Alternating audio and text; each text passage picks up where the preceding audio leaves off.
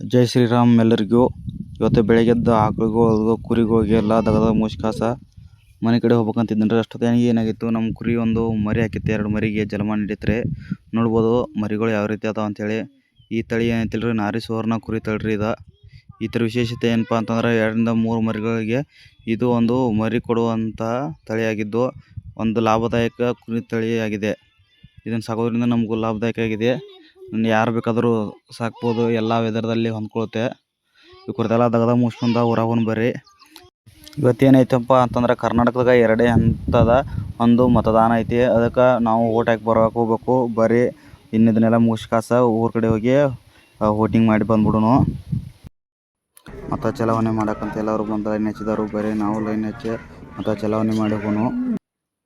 ನನ್ನ ಮತ ಬಲಿಷ್ಠ ಭಾರತ ನಿರ್ಮಾಣಕ್ಕಾಗಿ ನನ್ನ ಮತವನ್ನು ಚಲಾವಣೆ ಮಾಡಿದ್ದೀನಿ.